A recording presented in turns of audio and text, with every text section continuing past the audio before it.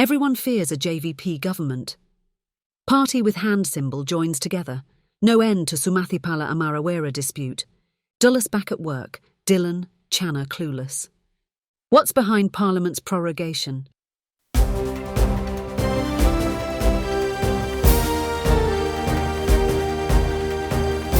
The leader, දේශයට මග කියන ප්‍රවෘත්ති පෙළගැස්ම.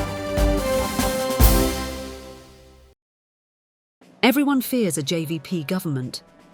With the presidential election nearing, alliances are formed by the day, mainly in fear of the challenge posed by the NPP. Going by what Lanka says, such a fear psychosis is not surprising. A constant critic of JVP policies, Chinthana Dharmadasa, was met recently by a very senior journalist who is an ardent campaigner of media freedom. The senior journalist told him not to fear a JVP government, since they too like to dress smartly, eat and drink. In general, capitalism will not change under them, he said. What you should fear is who will play the JVP's role thereafter. The JVP was the only party left for the people to turn to in order to vent their dejection, anger. Once it becomes the government, who will fill that void for the people to let out their feelings? That was what Dharmadasa posted on his Facebook page. Everything points to the general feeling that a compass government is at hand. Anything reaches a stage from where there is no turning back. AKD is in such a stage. To cheat themselves, they say AKD is the Facebook president. Even they know the truth. That was from Dr. Mahesh Hapagoda. Some may think persons like Dharmadasa, who campaigned via Freedom Hub and Radical Centre, have changed their colours. But there is nothing wrong in that. Party with hand symbol joins together. No end to Sumathipala Amarawera dispute. It is said a new alliance is taking shape under the SLFP, with several rounds of talks already taking place. Ex-President Chandrika is tipped to be its leader. But a decision has been taken not to give her full decision-making powers. A majority 50% stake of the alliance is to go to the SLFP, while the balance to be shared by other affiliates. Therefore, agreement has been reached to form a leadership council for the alliance.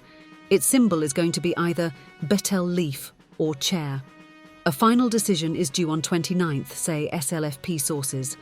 Lanza's new alliance will hold its inaugural rally in Jaila. It plans to ally with the SLFP thereafter. Several groups still having the JVP's old ideologies are planning to join the SLFP-led alliance.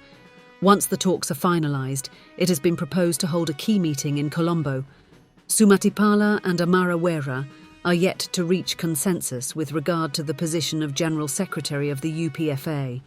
Their chief Maithripala Sirisena has told both to arrive at a decision immediately. He also instructed electoral organisers to appoint election committees, action committees and polling booth agents by 1 March, and also to finalise Bala Mandala, youth, women and other wings by January 31. Dullas back at work. Dilan Channa clueless. In the meantime, there are clashes between those in the Freedom People's Congress that signed a pact with the SJB to elect Sajith Premadasa as the president. 6 out of the 13 MPs in the faction led by Dullas Alahaparuma are now officially with the SJB. They are GL Peiris, Nalaka Godahewa, Dilan Pereira, Channa Jayasumana, Kumarasiri and Wasantha Yapa. Of them, Jayasumana is coming under fire by 2 Muslim leaders in the SJB alliance who threatened to quit. Rishad has already informed Sajith about that in writing. Dullas too is adamant that he will not accept persons like Jayasumana back.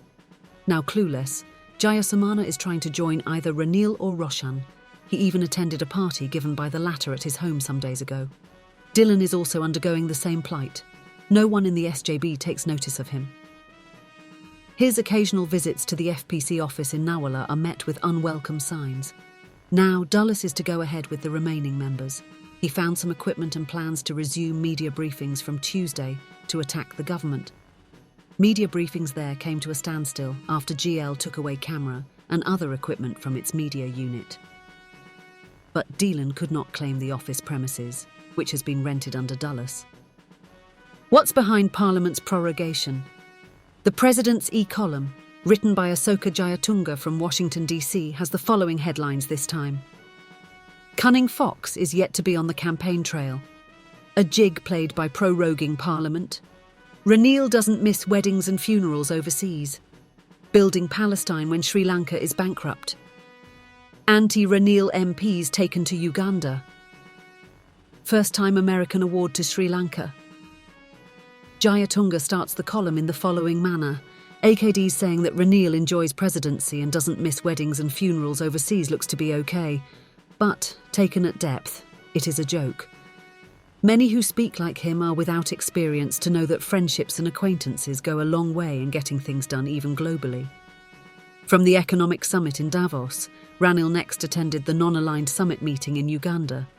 Economist Dinesh Wirakudi too was there to play a key role.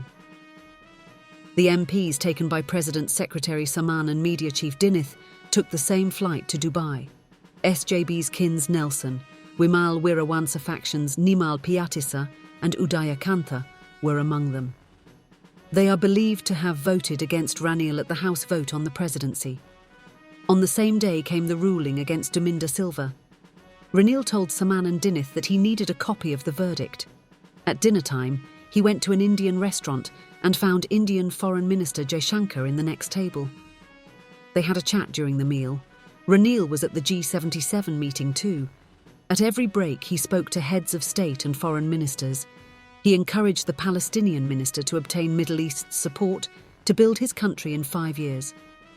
Social media took him to task on that count, asking him to rebuild the Colombo Petta bus stand before speaking about rebuilding Palestine. When several African leaders sought appointments, the cunning fox told Saman and Dinith to arrange meetings even late at night as they had voting powers at the UN Human Rights Council. Also present at a dinner hosted by the Sri Lankan ambassador were several Tamil Nadu businessmen. Ranil had to bite his lips and bear with Minister Shamara Sampath's high-pitched conversation with them in Tamil. Shamara and Nelson said it will be profitable if Sri Lankan gem merchants can start businesses with Tunisia. It took him just 5 minutes of conversation with his Tunisian counterpart to finalise a link. Ranil got to know that his men were frequenting Nelson's room. He was told by Dinith that everyone is fighting to have a taste of fried dried fish he has brought with him. Then, Jayatunga takes a look back home and mentions how MP Abraham Sumanthiran got shamed for his big talk about the online safety bill. Parliament was in chaos over the bill on the 23 and 24. The opposition wanted a postponement, but a vote favoured a debate. Public Security Minister Tirunallis asked if no one cared about 8,000 complaints against social media in 2023. He cited 669 sexual harassment cases and 506 complaints against nude pictures. However, the opposition cried repression, noting that only 2 out of 57 clauses were for social security. Last night, the cunning fox prorogued Parliament. 11 committees are now invalid. He will announce his new policies when sittings start again on February 7th. Only he knows what those will be. That's how Jayatunga concludes his column. Anyway, politics is heating things up with the compass already becoming a force to reckon with. The shape of its opposing camp is still unclear. Just a few months remain to find out for sure. That's it for today.